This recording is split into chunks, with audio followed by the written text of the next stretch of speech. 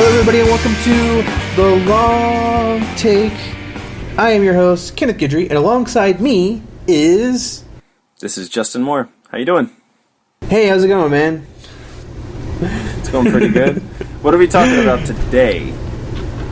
Well, it's November 12th, 2015, and as Universal Pictures takes this movie out of 2,000 theaters...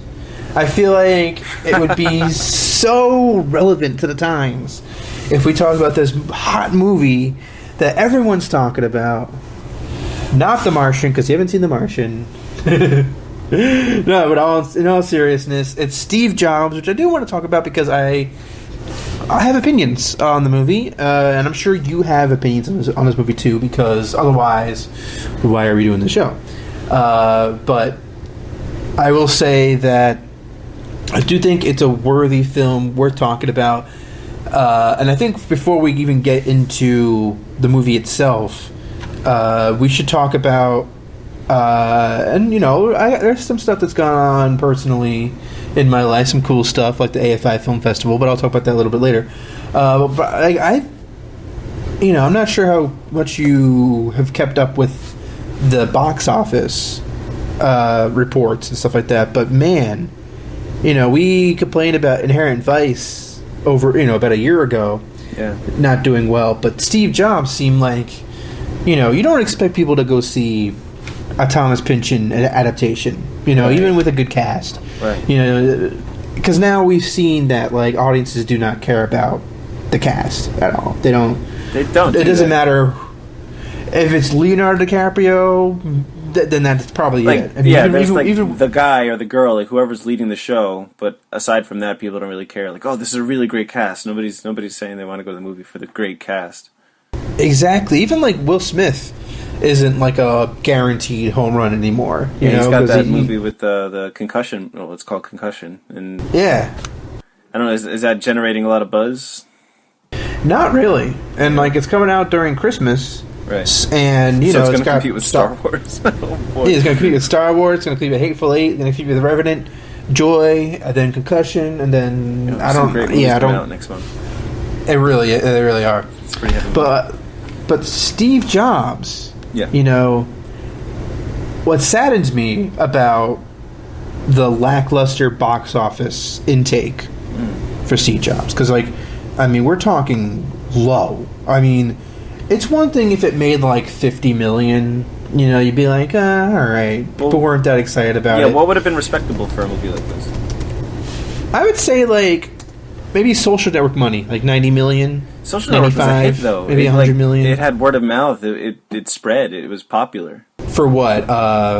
Social Network? Yeah, I think Social Network had more of a buzz. Like people were talking about Social Network, like hey, this Facebook movie. Yeah, but like I feel like it's the best comparison because it's a movie about what would you call it, tech guru. That was like the initial comparison for me, just because the names that were attached to it, Sorkin and James Fincher. Well, like even though there was more buzz, I mean, it's kind of hard to measure. But I guess the question is like, why? Why wasn't there as much buzz with Steve Jobs? Because it's not like Jesse Eisenberg is a household name, or at least he wasn't back then. I don't even know how much he is now. But Michael Fassbender isn't a household name either, even though he's one of the hottest, like, most talented actors. Like, I called him a hot actor just now. He is a pretty attractive he's man, one of the hottest actors sexually. But he's super talented, so it's crazy that he's not bigger than he is. Mm-hmm. And, he has the supporting cast... Kate Winslet and Seth Rogen, Jeff Daniels. But like I mean, we don't really know Seth Rogen. I'm walking over to the kitchen. We don't really know Seth Rogen. Can you hear me? Yeah, I can hear you. All right. But yeah, I mean, we don't really know Seth Rogen for drama. That was kind of the point, Well, not the point, but what was part of the appeal? Like, oh, let's see Seth Rogen go serious. Yeah. But no one was curious about that either. I mean, no one was like, "Ooh, Seth Rogen going serious." They didn't care. I think Seth Rogen's like, Jonah did it, so I think it's my turn. Maybe. I mean, Jonah does have 2 Oscar nominations. Yeah, it's worked out incredibly well for Jonah Hill. Mm-hmm. I think also James Franco has an Oscar nomination. You know what I mean? Like, I don't know. It could be both those guys getting success. I think Seth Rogen has said it was really the first project he's ever been asked to do. That's dramatic. Oh, they sought him out for this. I believe so. Yeah. Oh, that's interesting. I didn't know. Yeah, that. I mean, he does have a.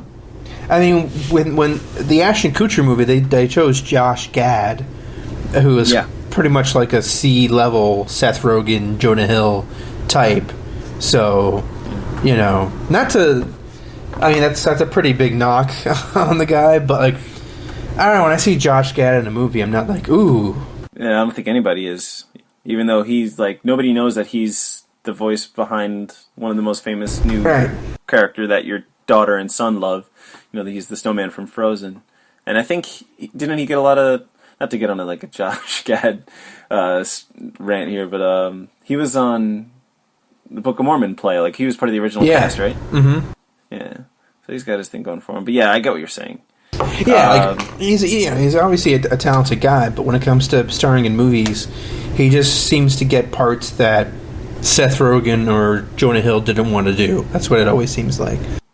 My biggest hope for this movie was that like it was going to put Michael Fassbender on the map for people that didn't really know who he was, because it was such a big deal. Like, everybody knows who Steve Jobs is or has an idea. Like, oh, the Mac guy. And I don't know, I guess just hoping that Danny Boyle is a successful director, and I don't know, I just thought it, like, the stars would line up for him, and it would be like the next step in his career to being like just, a name that people recognize.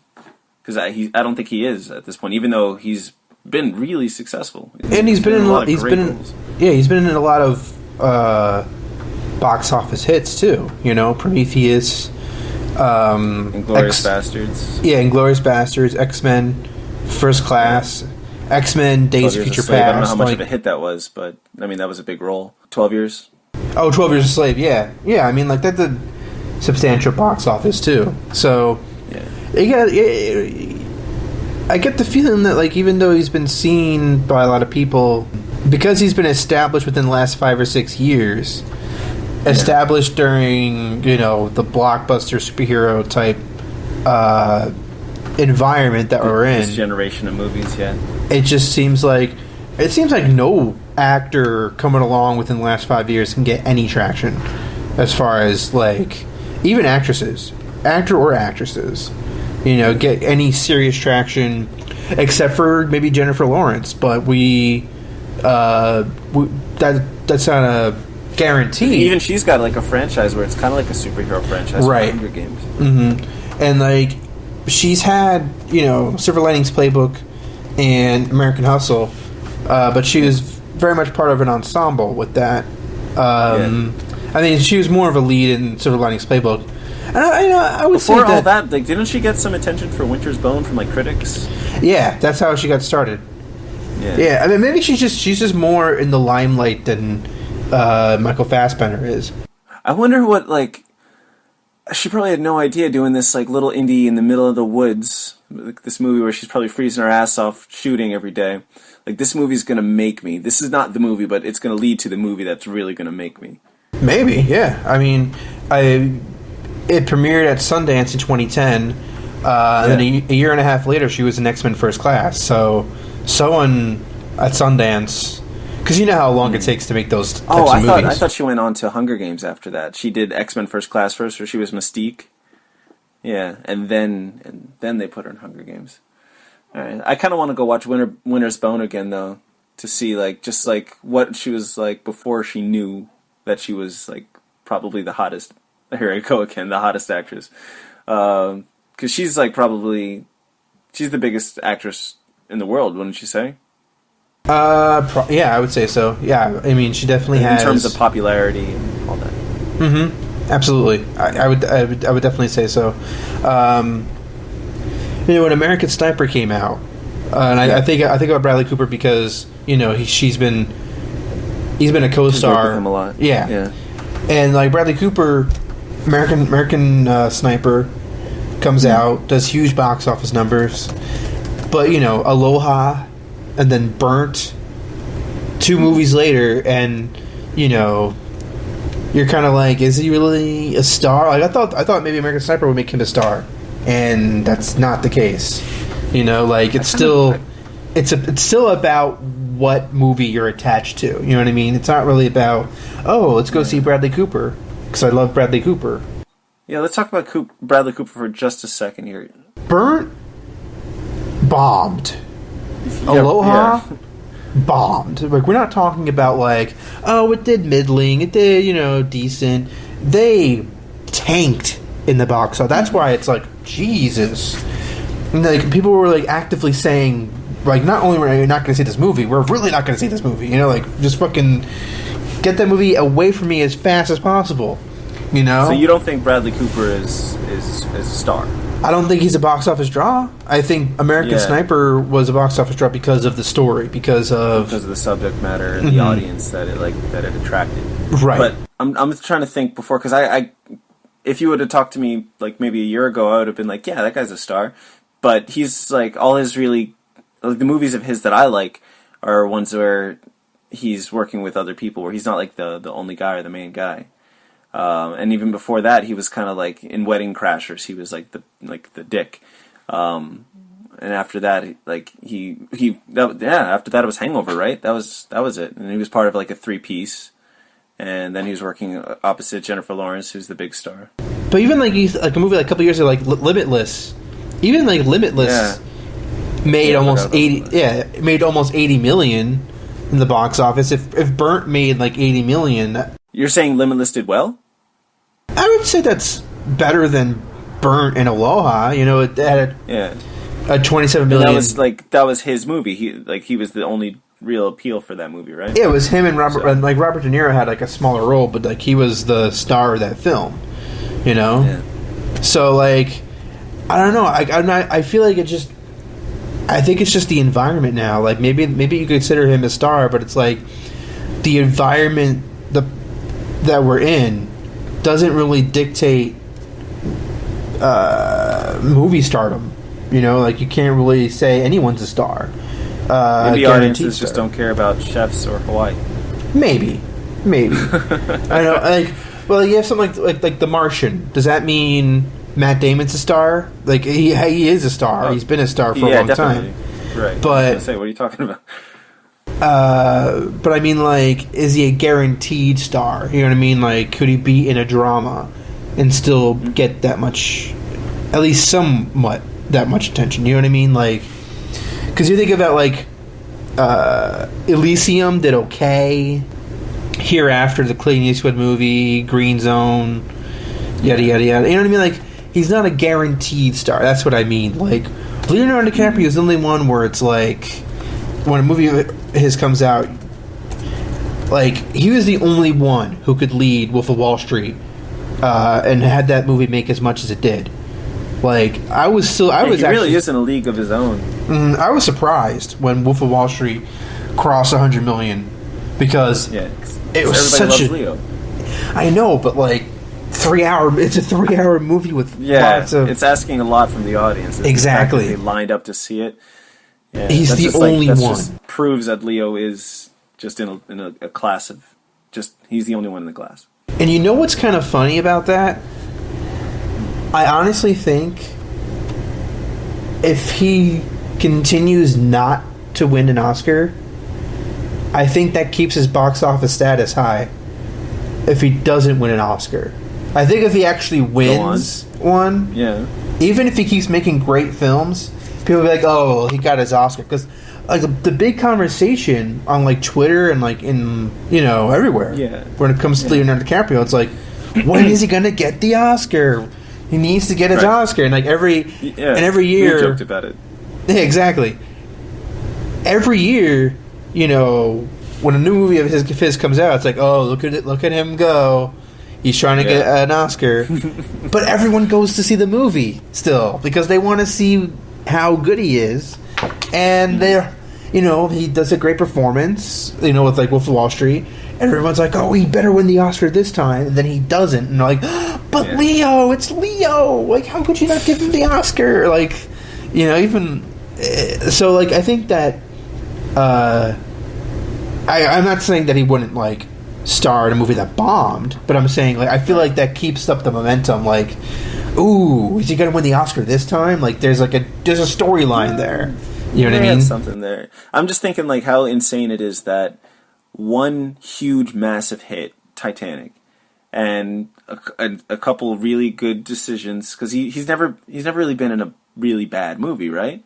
He's just set. He is that rare combination of really talented and everybody loves him. Yeah, but it took him a while though to get to the point where everybody loves him.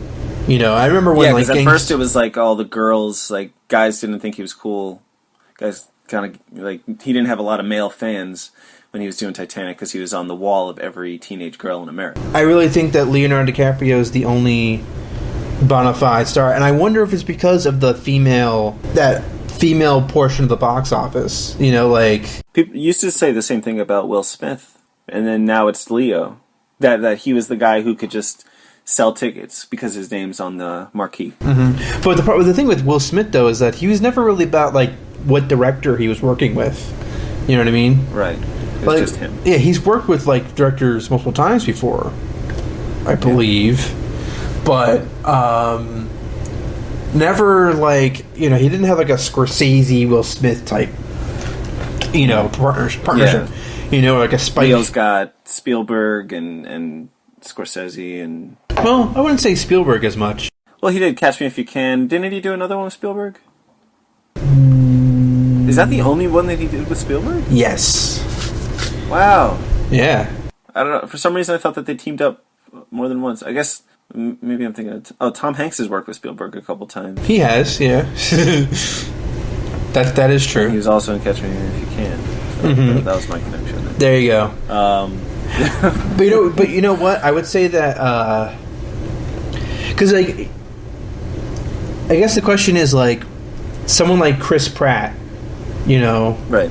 And I guess we'll loop this around to Steve Jobs, but someone like Chris Pratt, starring in Guardians of the Galaxy, starring in Jurassic World, is he a star?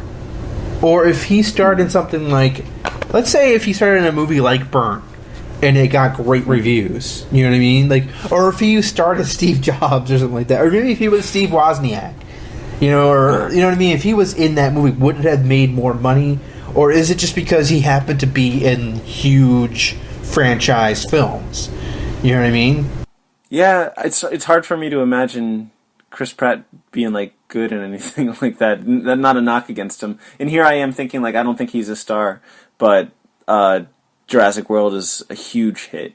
So I guess I don't know. I think he needs to prove it because with Jurassic World, it's not about him; it's about the dinosaurs.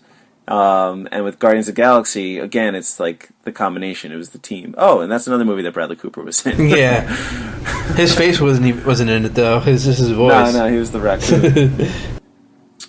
But I guess maybe the thing with Steve Jobs is that the everyday fan, or not even the everyday fan, just the everyday person who's watching TV and sees the commercial for Steve Jobs, and they're thinking, this movie already came out. I'm not even going to give this movie a second thought. It already came out. Why are they making it again?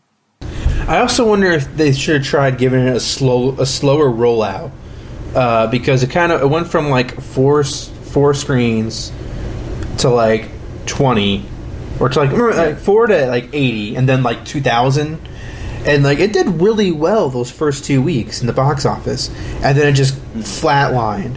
And what happens is when you go from 4 to 80 to 2,500, is that when it bombs on a massive scale, it gets out of theaters much quicker, So that's what winds up happening. But if you go to like 4 to 16 to 60 to more gradual, more gradual. I mean, I know Universal was behind Steve Jobs, so maybe they felt like it didn't need that slow rollout. But I think, and maybe hindsight's 2020, but I think maybe if it kept to the major markets first, like really run that out, and maybe it stayed in the running, like it was like if it stayed like near the top 10 of the box office, and it got more of a word of mouth. I think maybe that would have warmed up people to actually seeing the movie instead of just being like Steve Jobs everywhere, like everyone see this, and they're like, no, I'm not gonna see. Who gives a shit about Steve Jobs, or or whatever they wind up saying about it. I'm bummed. I'm disappointed because I really thought that I really want Michael Fassbender to be a movie star. Me too. Me too. And like as much as I wish it became a success because of Michael Fassbender, after the break, we're going to talk about how we really felt about the movie. About Steve Jobs. Dun dun dun. Colonel.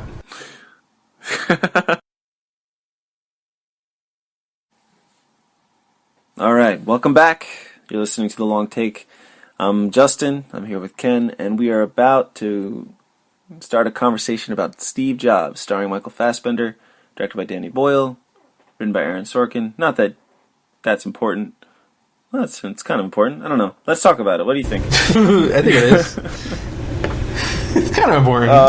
I'm curious what your thoughts of the movie were, because I remember maybe it was last episode or the one before, you had said that you kind of felt the same way about Steve Jobs that you did about Birdman. Or if I remember what your thoughts on Birdman were, then I would know how you felt about Steve Jobs. All right, I'll just get into it. All right. I mean, bear in mind, it's been over a month since I've seen Steve Jobs. Ken sees more movies than I do.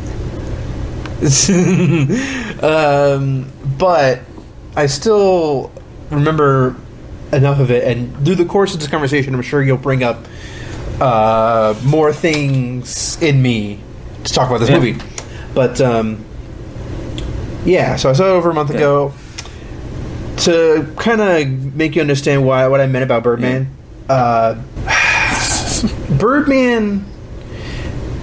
Birdman had a lot of positive qualities, just like Steve Jobs does. Birdman, obviously was a well-constructed, technically, astounding in a lot of areas.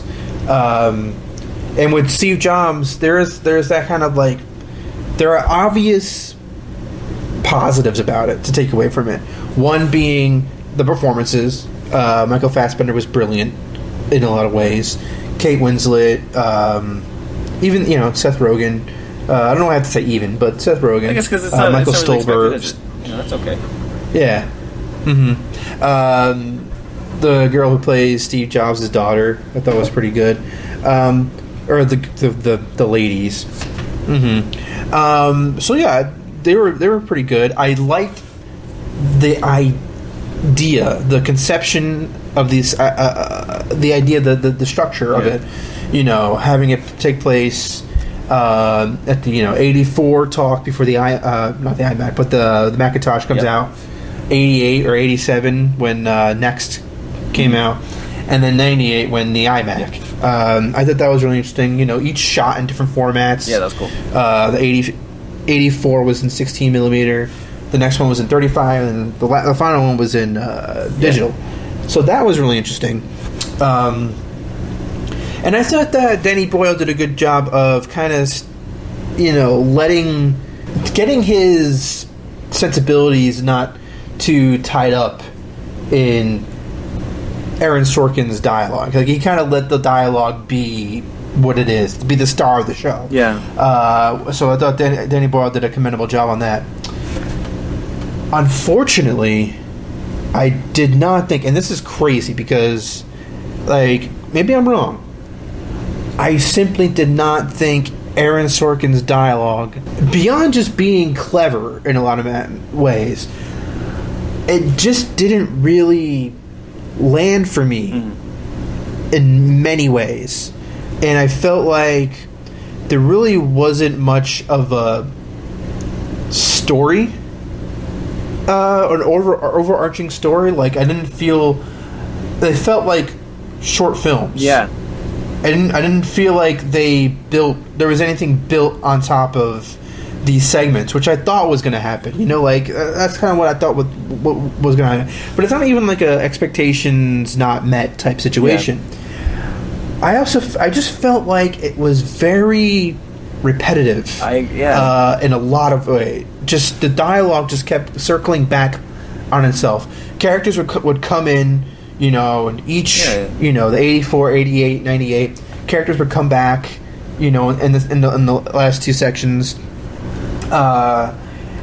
And when they come back, it's the same argument from 4 years ago, from 10 years ago. It's very repetitive because you've got these three small short films, and it's him having these arguments with the same people, and the issues with the mother of the kid, and then the kid getting older. Like, that's the only thing really tying these things together, but that's almost like it's not strong enough. By the time this movie was over, I was like, this movie feels really short to me. Did it feel that way to you? Like, by the time we were at the launch of the iMac, I was like, damn, this movie's almost over, and it feels like it just started. Yeah, and I think it's the first two segments, when they're over, they just feel over. Yeah. Like, I don't know, when they end, and then you go, and like, it's almost like you take a breather and you go back you go into the next one. Like, I don't know, maybe it could have been more seamless, where, like, you know, it's not like, and that's the end of that, and here's the beginning of this. You know, there was, like, interstitials, you know, like little news clips about, like, the time in between and all that. And, like, yeah, so you really get the sense that, okay, that's over and this is going to start. And I don't know, I think that was a mistake. I mean, critics liked this. I mean, it's a really well-reviewed film, so, and the people who saw it liked it, so I don't know. But for me, maybe we're right and people will come to our senses, or I don't know if that's your overall opinion, but maybe I'm right and people will come to their senses, or maybe I'm wrong. I don't know. But I do feel that the movie, when it ends, I don't know, I just kind of felt like that was it. Like, I kind of share that with you, because when it was over, a couple people in the theater were like, "That's how it ends," and that's what I was thinking too. You know, I kind of wanted more from it, and it's interesting that, you know, the heart of this movie is the relationship that he has or doesn't have really with his daughter, and that he's trying to have. But I guess you don't really see enough of that.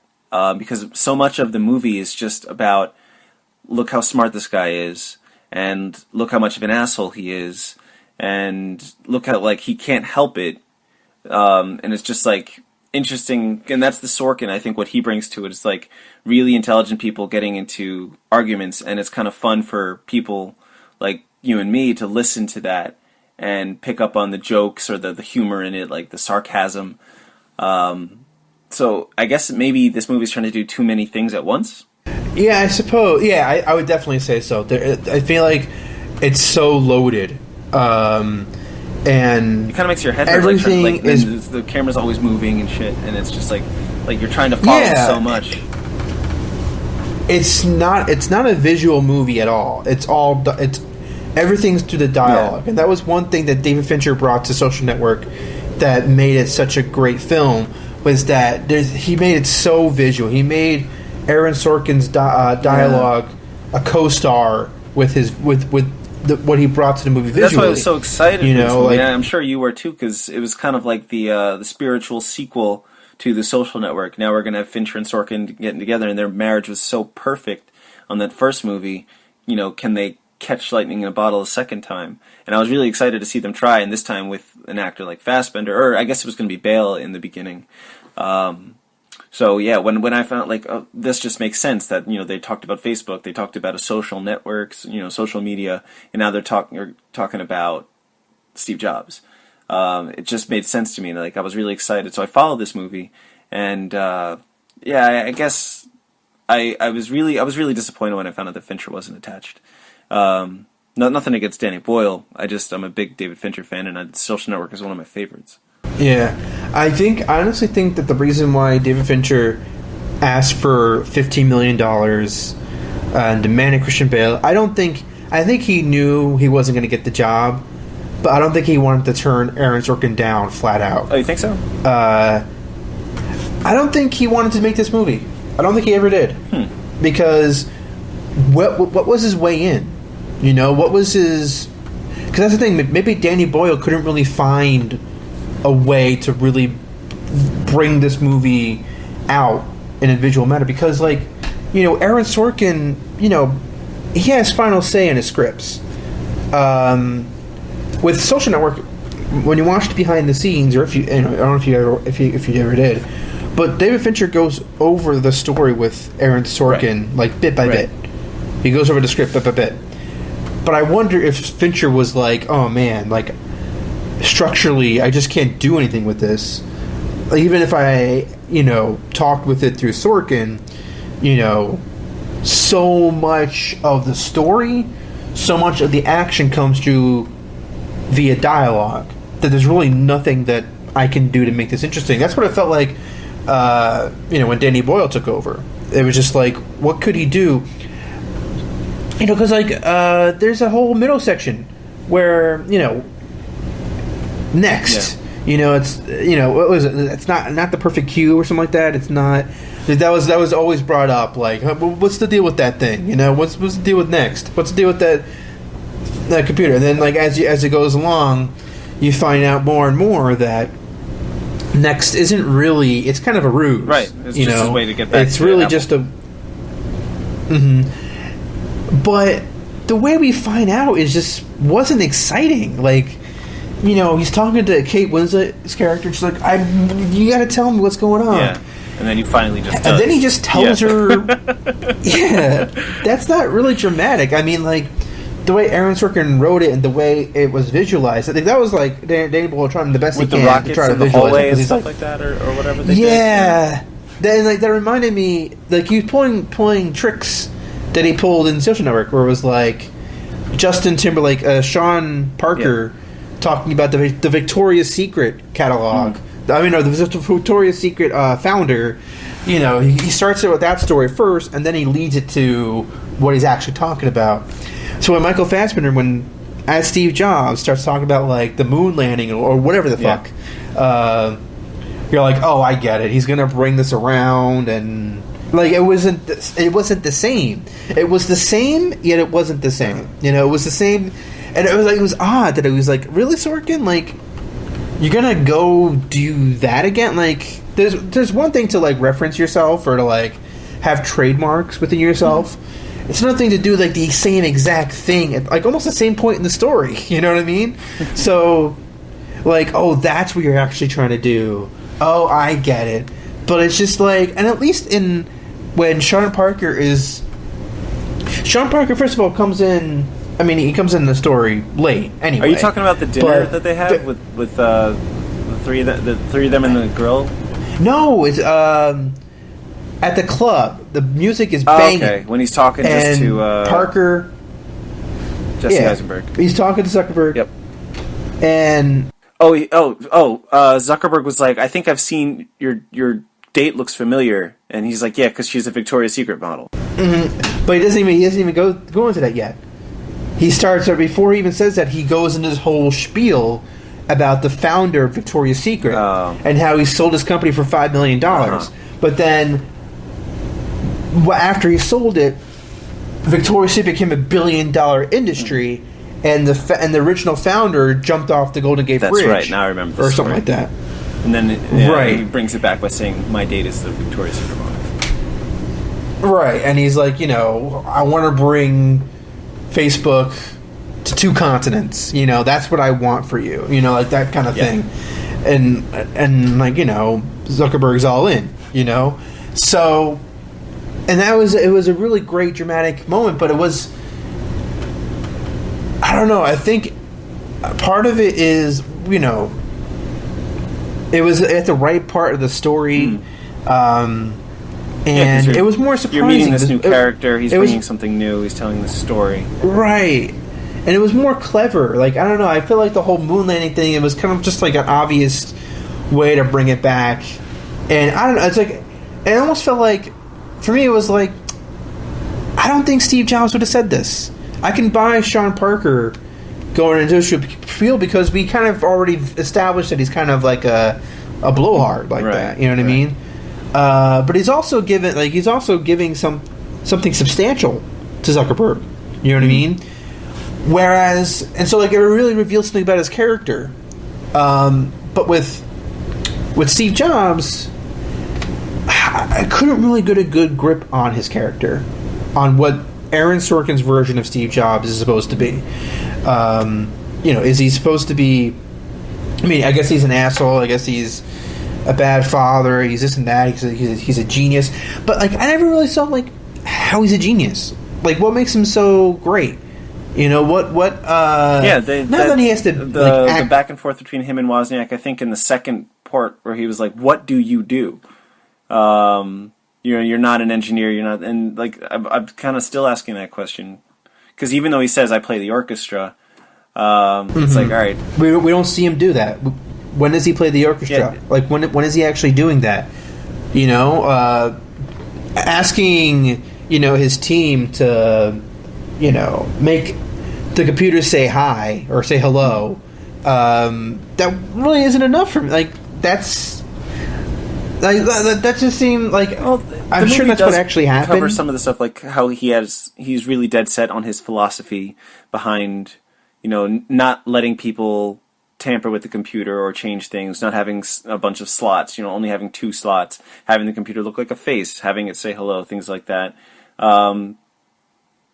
So I guess in a sense like I can recognize.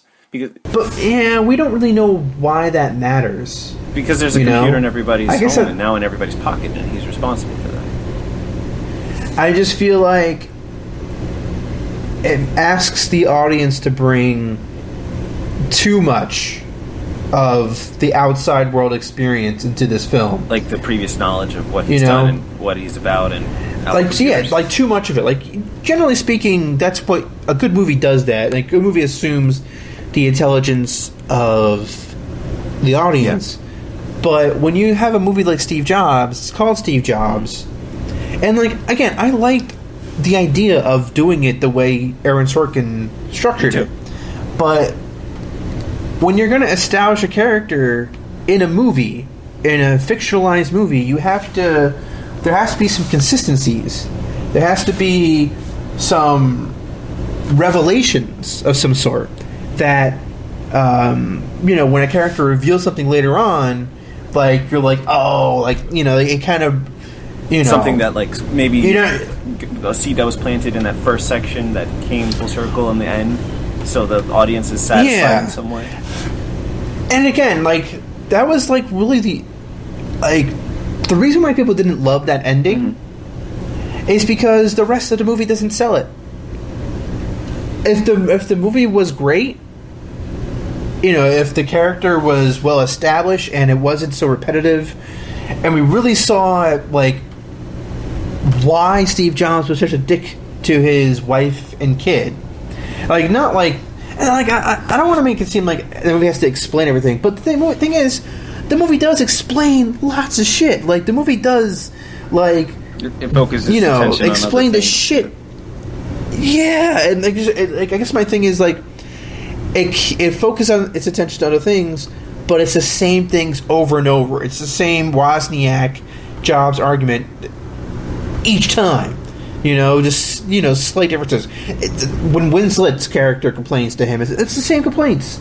When it's his daughter, when it's his wife or ex girlfriend or whatever, it's the same complaints. Right. It's the same arguments over and over. With nothing really added to that, no stakes added, because we know what's going to happen. We know Steve Jobs, in the end, it's about him. He doesn't really get anything coming to him except cancer. At the end of his life, But even that, like, the true story of that is that he didn't want the treatment, or he tried like a holistic way and he died, like. Well, nobody. And that's another. Very few people survive that cancer anyway. Yeah, exactly. It was pancreatic, right? Yeah. So, but I guess what I'm saying is that this structure. I guess I was just surprised that it didn't really. I guess it could have been more in the present than it was. You know what I mean? Like, as in what they're actually doing. Because really the only thing that we see them do when they're launching Macintosh in '84, we see them. The only present crisis is whether or not it's going to say hello, right? And then I guess the other thing is the lights or the exit was it the signs. lights? Right. Yeah. That's it. That's the only thing he cared about that day was those things. Like, you know what I mean? Like, that was it. Like, what's really going on? Like, well, that's kind of says something about him, And I know that that, but normally somebody who's doing a show, showcasing a computer, they're going to be worried about remembering to say everything about that computer or being nervous about their speech or something. He doesn't give a shit about how he seems. He's, that's all irrelevant. He just wants that, he's focused on lights and he's focused on the computer saying hello, which other people wouldn't give a shit about. Other computer people wouldn't, And that's all well and good, but I guess it would have been more interesting if he did have some anxieties and that you saw it. You really saw his... Because, the thing with the Macintosh sequence was, the shirt. He had to get the right shirt. And, again, that's, this is a neat character take, but it's not really character. It's, that's a neat trait, but, it doesn't really reveal... They all reveal kind of the same aspect of his character. All those things. That he's particular, he likes things in a particular way, that he's, kind of obsessive. Aloof. And yeah. But, it kind of makes him one-dimensional. Yeah, definitely. I can't disagree with you there. And then, just when the conversations come, before every launch, he's talking to Jeff Daniels. It's so repetitive that the conversations happen at the same exact times. And then, of course, right before he goes on, to do his speech in front of the audience, he has to give the most dramatic, reveal of his life story about his dad? to Jeff Daniels' character. Yeah.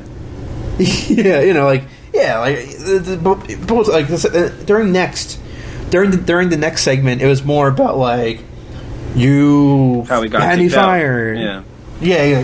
You know what I mean? But it was it was the most dramatic beat out of everything that's happened before. Yeah. And of course, it's going to be the most dramatic thing because we're about to go to the next segment. So of course, it has to end on a high note. But it ends on the same high note. It's the same. The first, again, I would say the first 30 minutes were fine for me. Okay, he wants the exit signs turned off. But my problem was nothing. The segments 2 and 3, they just kind of beat the same horse, the same dead horse. Yeah, you're right. And then every character that he's interacting with, it is the same discussion. With Wozniak, it's give the guys the credit, and with Jeff Daniels' character, it's always coming back to being adopted and being rejected and being selected by the new parents and stuff like that. They kept coming back to that. With Kate Winslet, it's about she's not kept in the loop. She's trying to this is what people are saying about you, or she's kind of the one telling him what she's really kind of telling us what people are saying. Yeah, she's almost you know what I mean? Like a buffer between the audience and Steve Jobs, and then other characters and Steve Jobs. And in some cases, she's like a mother to Steve Jobs, or a work wife or whatever. I think they talk about that. But in other cases, she's like his protector. When he's having the confrontation with Wozniak in the last segment, and at that point, he doesn't care who's around or who hears. And she's the one who's like, "What the hell's going on here?" She comes in and puts a stop to it. Yeah, that's another thing is that that's the most dramatic thing that's happened between him and Wozniak. They had an argument in front of people once. When you were watching the movie, because I want to know if you felt the same way that I did during that, because it was just like, just give them credit, just do it, just do it. Why are you being such a dick, you know? And were you feeling the same thing, or because I think that was the intent behind that. Well, he, I guess, you know, but I guess I wonder with, like, Wozniak is, like, you know, did you really expect him to do it that time? You know? I don't know, I just, again, did they really have those arguments each time out? Right. You know, was it... This is supposed to be based on the Walter Isaacson book, right? Or the screenplay is supposed to be... So, I know that there's a lot taken from that. Like, I learned that the whole, him putting his... Like, this is something that kind of bugged me, because if you didn't know anything about Steve Jobs, you'd be like, why the fuck is he putting his feet in a toilet? But upon further research, I learned that that's just a weird thing that Steve Jobs used to do. You know, at Apple headquarters, he would just put his feet in toilets to clean them.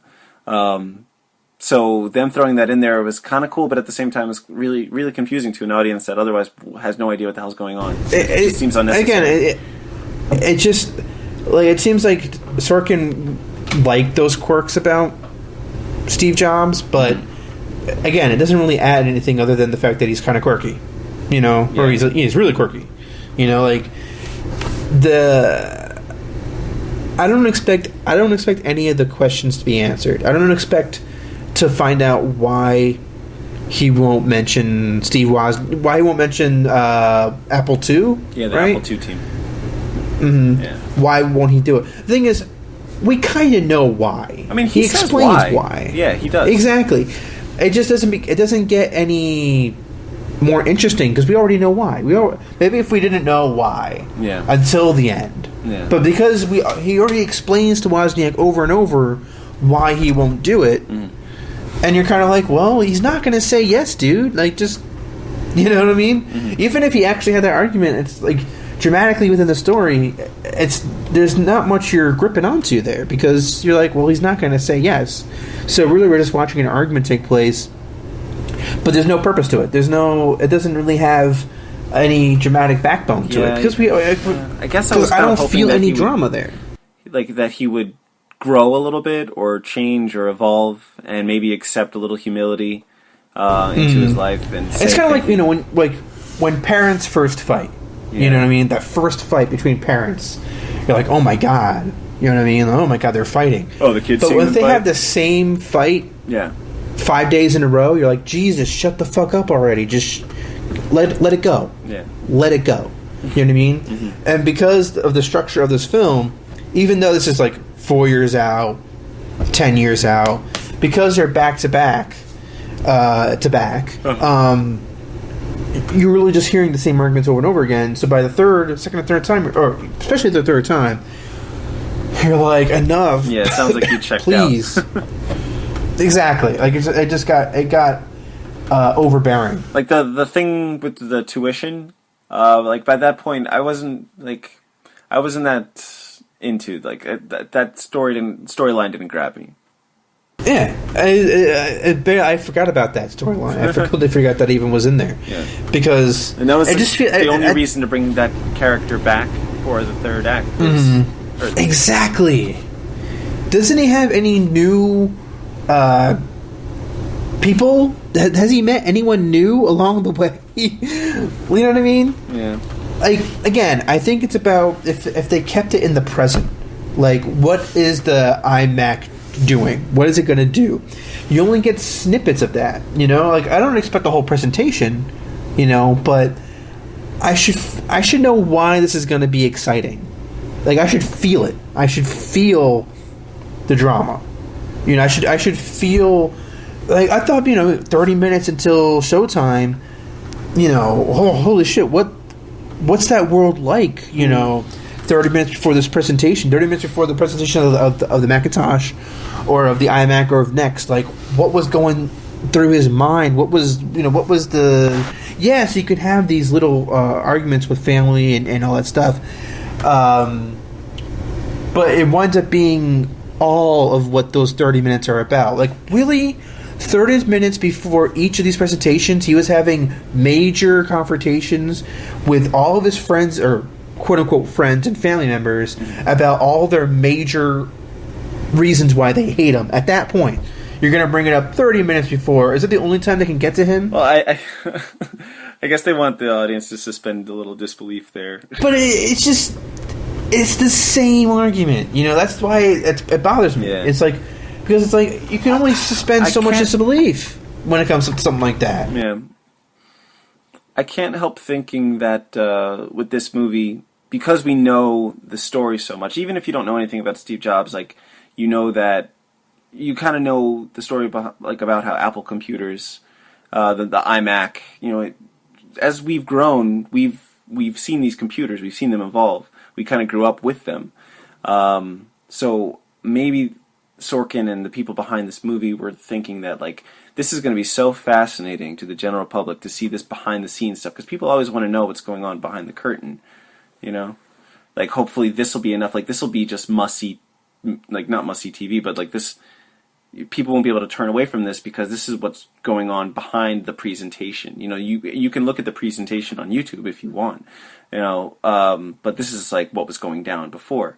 So, I guess I just expected like, more from what's going to happen 30 minutes before, you know, these talks. You know what I mean? Like, I guess I just expected it to be about, like, at least a balance between being in the moment and, like, you know, you feel the clock ticking, you know, because I guess except for maybe like the first segment I thought was fine in a lot of ways. I thought that was, you know. Yeah, I was going to ask you, what was your favorite? Yeah, I would say, it's the first one. Because, you know, there is more and more pressure before the show starts. It's like, you know, is it going to happen? Is it actually going to work? Yeah, this guy hasn't really proved himself, you know, yet. People don't know who he is yet. So yeah, the stakes but the last two, you don't really feel the clock ticking. You know, like the whole thing with the third segment is like, oh my god, he's going to start late. That was like the most dramatic. Like, these aren't dramatic things. These aren't like. That's not a. I mean. Yeah, they kept going back to the, like, we're always on time. Yeah, it's. On time. Can't be but like. But it doesn't really matter if he's not on time. They'll still wait for him. But then at the end, when he says, "I don't care if we're late," we're supposed to go. Oh my goodness, he loves his daughter so much. Like, it's supposed to be so profound. Yeah, like you start in the first act, he's denying that she's even his, and then she's back in the second one, and they're like having a heartfelt moment, and she says she wants to live with him. And by the third one, she's grown up, she's angry, she's going to college. And she's right to be angry at him, and he's now trying to get her to love him, or want anything to do with him. I think so. You see an evolution in him, and I guess that was supposed to hit hard. I think the best way to do that would have been not to have her in the second segment, or at least have her very just kind of like in the background, because it really doesn't make any sense that she just hangs out. You know, if he doesn't think she's his daughter, like, why the fuck would you keep bringing her to these things and being like, fucking talk to your daughter right now? You know what I mean? Like, yeah. I can kind of buy it for the first presentation. I can kind of buy it during the last one because she's independent. But the second one, it's like, why are you bringing her there? Like, why are you subjecting her to that kind of thing? You know, like, it kind of makes her seem like a crazy bitch, you know? I mean... She kind of was. Or that's how the movie did make her seem. And, like, you know, Aaron Sorkin's not really the best when it comes to his treatment of women, just in general. But, I mean, there wasn't a problem with Social Network, because there wasn't really many prominent... There really aren't any. Yeah. So, yeah, I guess the thing is, like, a lot of the times... You know, the complaint with the newsroom was that, like, Alison Pill's character was, like, this like, she was just kind of, like, the way he made her, like, look like a complete, like, kind of a crazy bitch, kind of. You know, that's just kind of, it seems like the only thing he knows how to do with women is make them crazy bitches. Except, I would say, when he did The West Wing, Allison Janney That was probably the best female characters he ever wrote. Because Allison Janney, she was also in Juno, and you know who she is. A great character, actress. She was like the speaker of the press secretary in The West Wing, and she always was kind of on. Like she was so good, Allison Janney. She won Emmys for that performance. That was the best. Yeah, she was on Colbert recently. Yeah, that was the best character he ever wrote, female character. But I wish he had that in him for other female characters, because Winslet, it doesn't really. I mean, I guess you could say she's the mother and yada yada, but like. I didn't really get much from her from that character. You know what I mean? The mother is just a crazy bitch. The daughter, I guess she's more grounded she's pretty grounded in the third act. But again, I guess it's just that because the same notes are hit over and over again. The fact that his relationship with his daughter is like the note, the thing that ties it all together. I don't think we really got that because everything else was hit. Yeah. And that's what I mean when I say that ending should have fucking killed. And all honestly, that ending should have been like, yes, it all comes together. Oh shit. Mm-hmm. Like it should have been that, because like in other circumstances that would have been a pretty fucking good setup and payoff. But because the same arguments happen over and over again, it's kind of like, oh, that's the part that we're supposed to take away from all this, is that he kind of likes his daughter now, like, oh, yeah, you know what I mean? Because everything else, because it's like, okay, so he's addicted to Wozniak, he's addicted to the guy who doesn't treat his daughter like a piece of shit, he's addicted to the mother of his child. He's kind of a prima donna to Kate Winslet's character. You know what I mean? Oh, but he kind of likes his daughter now. Like, that's kind of what we get from all that. I think maybe if it stuck to the present more, like that kind of like, and I'm beating a dead horse when I say that. But just if you feel the clock ticking more, if there's more pressure, and yada yada.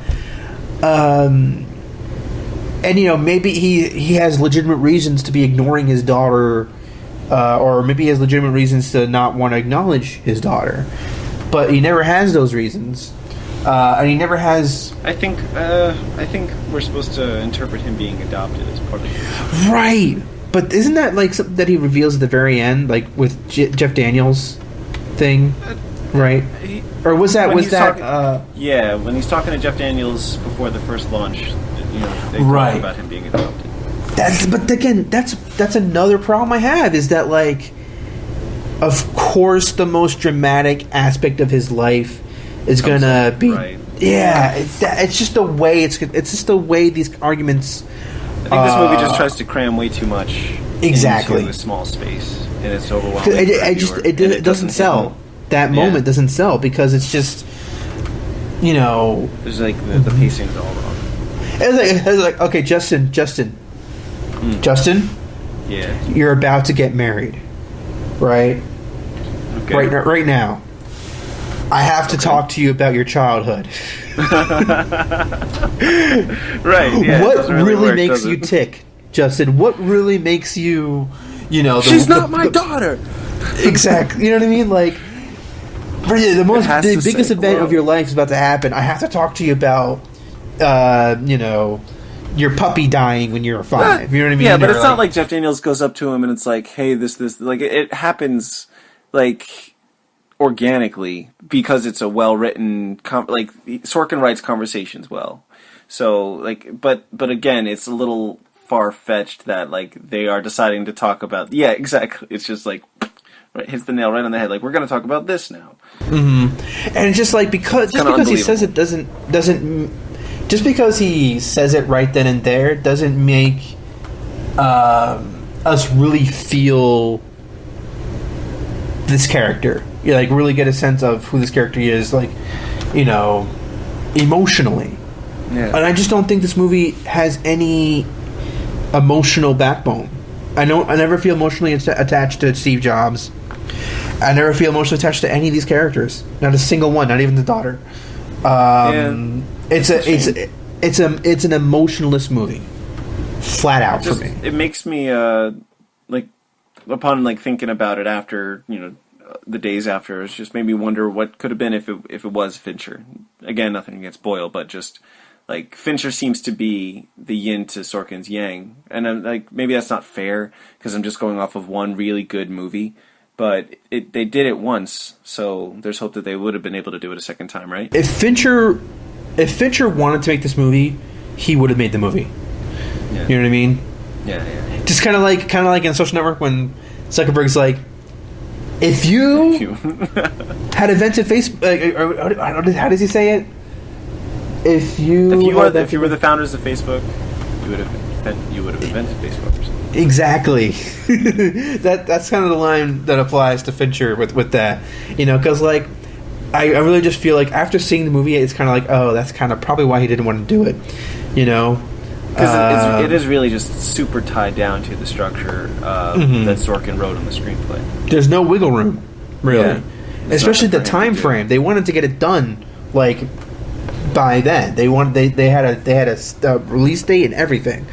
And it's like Fincher doesn't work that way. You know what I mean? It's like, nah, I'm gonna go do Gone Girl and then do whatever the hell I want. Exactly. So I just, I was gonna say something right before that, but what's that? I hate when that happens when you want to say something and you forget what it was. Exactly. But no, I was. But no, I guess the thing that I'm trying to say is that, these arguments kind of just play out okay, I got it, yes. The Social Network, I would argue, does have an emotional backbone. You don't think of Fincher as an emotional director or a director who is in touch with his emotions. But Social Network, again, Steve Jobs has a lot of the same tricks that Social Network employs. One, or not necessarily tricks, but story beats. With Social Network, you start out with, was it Erica Albright, right? Yeah, Rooney Mara. You start out with her and Zuckerberg, and they're talking for, over drinks at a bar. Yep. She breaks up with him. Mm-hmm. She breaks up with him because he's an asshole. Yeah. Right? Halfway through the movie, right before, oh my god, it's okay. Because right before he brings Facebook to other universities, he sees her, and she's like, "Good luck with your video game." She doesn't know what it is, and then she doesn't care. And he's like, "We need to expand." That's great character work right there. Yeah, he gives Zuckerberg real reasons why he wants to expand Facebook, why he wants to create Facebook in the first place. And even if it's kind of maybe it's a simple thing, but it works. It's enough there because he's not saying, I want to expand Facebook because I want Erica Albright to love me. He doesn't say that. Whereas Steve Jobs, that's where I feel like the difference is. Whenever any development would happen, it's literally being told to you. The developments are literally being told to you. I'm going to make next deliberately a failure because of the astronauts, and I'm gonna make Mac buy it. How much better would it have been if Kate Winslet found that out? She discovered that, and then she was like, "What are you doing?" She already knows. Yeah, what the movie would have had to have been another hour long, or probably longer. I don't think so. You think that they could have done it with I don't agree. I think that they could have found a way to make that more of a discovery instead of it just being a conversation. You know what I mean? Like, I guess that's all I'm trying to say is that, like, because the middle section is kind of like, it's kind of weird, the next section, because that should be a very interesting thing that's happening there. But again, he's having the same arguments with everybody. You know, he's not. Did you know that about the next computer? I didn't. I kind of did. I had some idea about that. I knew Apple eventually bought the software. I knew that. Okay. But I guess it's like the fact that, like, his plan was so well formulated, and, you know, there's no drama there. It's just like he just says it, and that's that. There's no emotional attachment. You don't get an emotional attachment to Macintosh, to Apple. You don't get his emotion. That's all you really needed. Is like, why does he love Apple so much? Why does he make Apple buy next? It really makes him seem like just a vindictive piece of shit. You know what I mean? And, like, you know, Zuckerberg. You know, with Zuckerberg, he's kind of a vindictive piece of shit too in the beginning, but there's a sadness to him trying to ask Albright for his forgiveness. Kind of, he doesn't actually say, "Will you forgive me?" But he tries to reach out to her and be like, "Hey," and she shuts him down, and you get more emotionally attached to him, or at least I did. And at the very end, when he's clicking add friend, you know, that's still kind of like refreshing. Yeah, it's sad and kind of pathetic, and you feel for him. Yeah, like, you kind of need him to be a little bit pathetic. And Steve Jobs is never pathetic. He's never sad. He's never, like, reflective. Like, he's just never, you know, there's never that extra dimension to him. Well, you know, like, at the end when he can't get the image of his little girl out of his head and stuff, like, but he starts to show some human emotion. It's just too late by then. Yeah. It's too late. Because then the movie's over in 10 minutes. Mm-hmm. You can't have all those things happen at the very end. You know, it has to be peppered in, you know. Yep. Because otherwise, again, like, nothing's really just, like, discovered through him. You know, like, it's all just kind of laid out there in a very undramatic way. And so, in summation, you know, I was really disappointed with the way it came out. I think Steve Jobs is too much Sorkin. I think it's Sorkin overload. Yeah. And I think we've seen that he needs someone like Fincher to guide his scripts, or even like with Moneyball. He needs maybe he needed a stronger story. Maybe the story of Steve Jobs, isn't that interesting. Maybe it's just not that interesting of a story. There are some interesting parts to it, but the fact that he had to circle it around over and over again, it's like, is this really the most interesting things about Steve Jobs that you could find? Are these same arguments? That's probably interesting to Sorkin, but not interesting to the rest of us. And it's not the movie that I expected to see. Like, when I heard about the format, I was kind of like, oh, that's interesting, okay. But in, like, the execution of it, it's like, I kind of wish that I was getting more of a window into his mind, more of a just like where he came from and how he became this way. You know, I think I've given more of my share of how I felt about this movie. But can you kind of, like, overall, like, maybe you didn't dislike this movie as much as I did. Like, what is your overall feelings about Steve Jobs? Oh, I think I did a good job of filling in. Like, you were definitely the driver of the conversation, but I think I got my points in. Yeah, I like over like. I guess I feel like I was too much the driver, and I kind of want to know, like, were there things that you liked about it more than I did? Like, would you? You don't have to sell me that hard on seeing Michael Fassbender do his thing for an hour and a half, 2 hours, or however long the movie was. So, you know, I think he was really good in the movie. I like Kate Winslet's character. What we were talking about with the story, it just didn't really it didn't work for me as well as I would have hoped. Like I've caught myself saying like, well, this is how I'm supposed to feel, or this is how the audience is supposed to feel instead of just feeling it. So yeah, I don't think it was a great movie. And it's just unfortunate because I had really, really high hopes for it, and I liked his performance. I liked some of the, especially that first section is really, really great. Like how it kind of, like the how he won't leave that poor developer alone, and he threatens to pretty much ruin his entire career.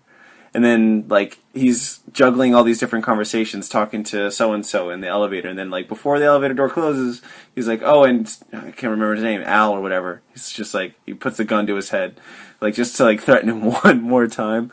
Like, there were moments in this movie where I was just laughing because it's Yeah, there are some funny moments, for sure. Yeah. So, like, I didn't hate it by any means. And I'd probably watch it again. But I know that I know how it's going to end, so I know where it's going. So I don't know. It just it didn't really work the way that I guess it was supposed to. It just it kind of fell flat for me, especially at the end when it's like that's what I was trying to say when I was saying with Birdman, it's just like technically brilliant in a lot of ways. Steve Jobs, I don't it's technically very sound and yada yada yada. Like there are obvious things about it to like, right?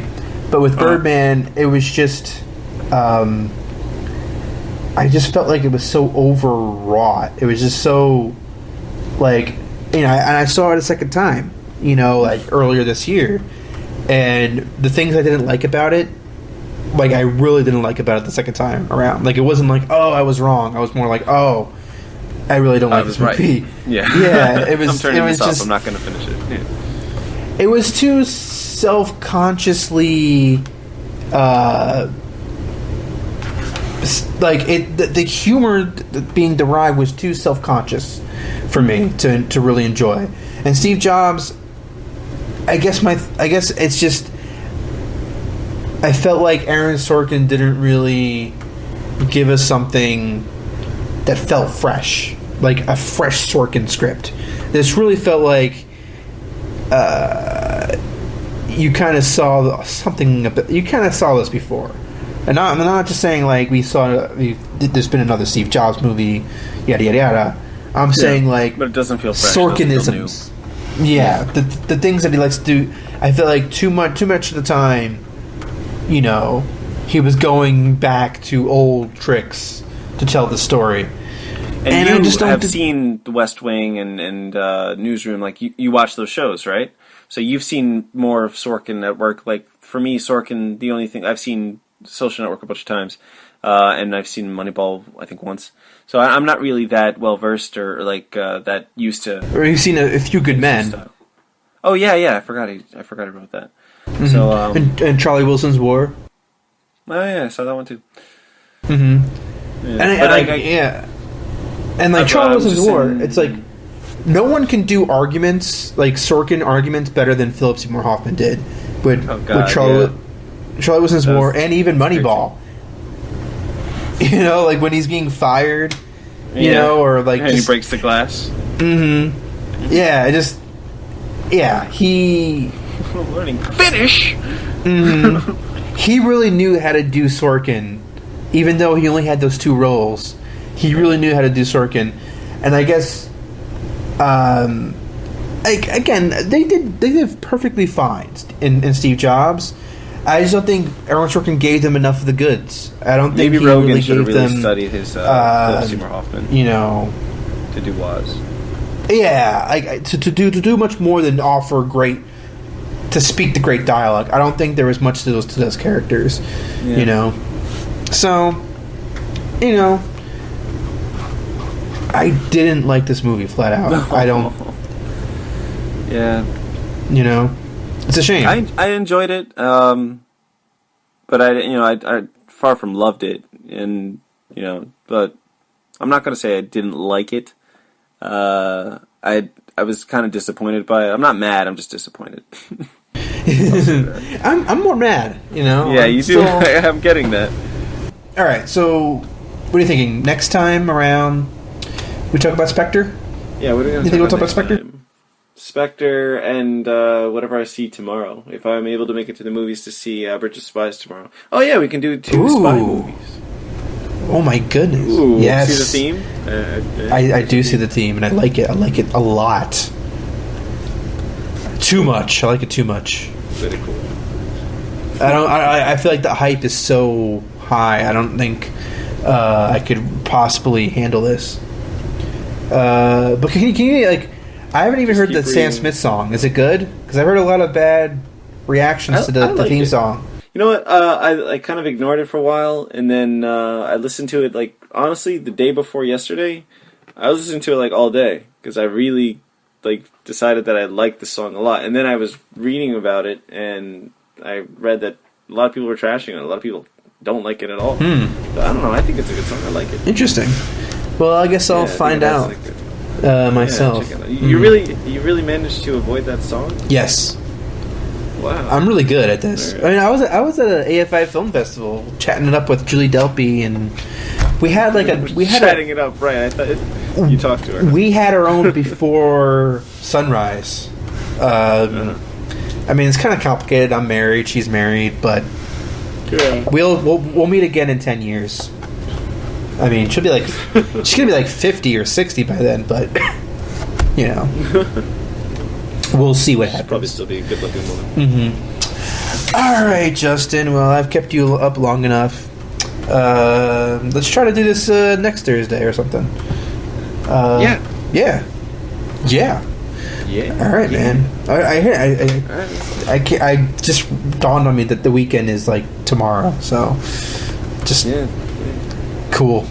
All right, well, this has been another amazing overlong session. I'll probably cut out most of the AFI stuff. I just wanted to tell you about that. But I was just happy to hear about it. Mm-hmm. Let's just do like a clean ending, right? 5. All right, Justyn. Well, I had a great time talking to you about Steve Jobs and whatever else makes it on this episode. Any final? I had a great time too, man. Any final thoughts? Any words of wisdom? I don't know how much wisdom I can, spread across the waves to the people listening, but I will say that I'm looking forward to our next discussion. We're talking about Spectre and Bridge of Spies. Hopefully I'll be able to get to the theater tomorrow. My sister's coming up to visit for the weekend, so Jana and my sister are going out to get haircuts, so I think I should be able to steal away to the theater for a little bit. I think you should. I think you will be able to do it. I don't really know. I have faith. The situation exactly well, but I think you're going to pull it off, and I think you're going to be amazed by yourself. That really does mean the world to me that you have that you confide in me and that you believe that I have it in me to get that done. So. I'm going to think about that tomorrow when I'm doubting myself. Mm-hmm. I'm going to say, no, Ken believes in you. You're worth something. You take your ass to the movie theater, you buy your ticket, and you enjoy that movie. Take your ass to that theater. And you know what? You're going to have... I predict... Because I was kind of hoping that you would, loved Steve Jobs. And that, I was going to be like, fuck you, man. You don't know what you're talking about. And you're going to be like, nah, fuck you, man. Like, we're all... Yeah, you said that. You were hoping that would be the case, right?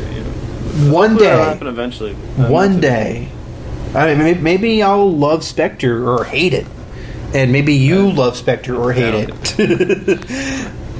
Or maybe you're going to hate Bridge of Spies. If you hate Bridge of Spies, there might be... There's something probably wrong with me. It seems like everybody loves that movie. I really... Yeah. All right, so... Before I give away any of my opinions on anything else, this has been another brilliant episode of The Long Take. This is Kenneth. It really was brilliant. What's that? Excuse me? It really was brilliant. It really was. It was brill. Straight brill. So for Kenneth Guidry and Justyn Moore, And speaking for Justyn Moore, I just want to say that Ken is great. I'm sorry. Speaking for him. All right. Yeah. But have a nice night, everybody, and we'll see you soon. We're watching you. Yep, talk to you soon, man. Good night, everyone. Good night. And we're out.